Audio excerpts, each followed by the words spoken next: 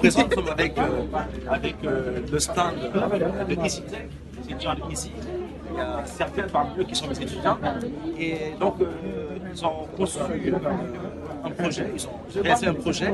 On va leur laisser la parole pour qu'ils expliquent en détail quels sont les tenants et les aboutissants de ce projet-là, comment ça marche et quelles technologies ils ont utilisées derrière.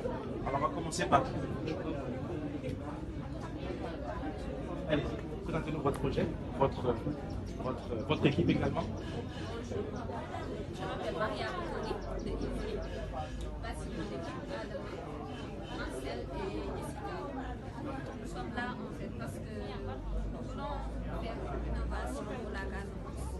En fait, ici il y a beaucoup de fruits, de légumes et tout, mais ils ne savent pas comment les garder. Du coup, on a essayé un prototype.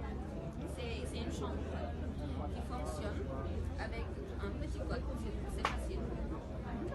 En fait, on doit mettre juste une température seuil, c'est la base. La température, ça dépend du consommation. Maintenant, quand la température seuil n'est pas atteinte, il y a une lampe verte qui doit s'allumer et la température s'affiche là. Pour vous montrer que c'est une température idéale. Maintenant, si elle est dépassée, il y a un bip sonore qui se fait entendre.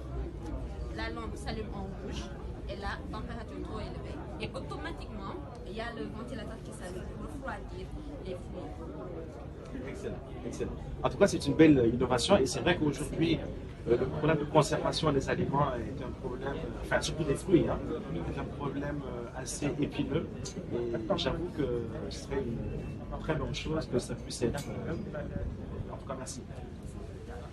Ok, donc comme notre camarade l'a si bien expliqué, donc on a mis en place ce système pour pouvoir aider à la population de mieux conserver leurs produits, à savoir les fruits et les légumes.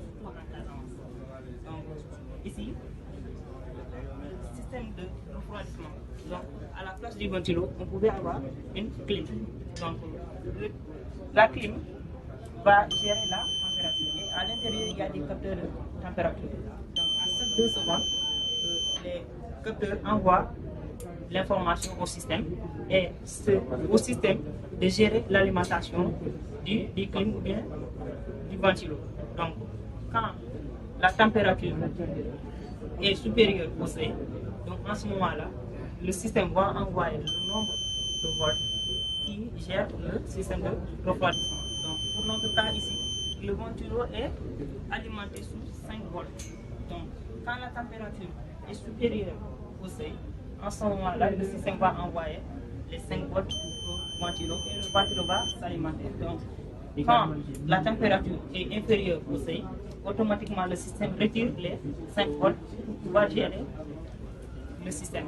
Donc, parce qu'on ne peut pas laisser par exemple une clim allumée 24 heures sur 24. Là, ça sera un peu compliqué au niveau de la facturation du système pour pouvoir aider.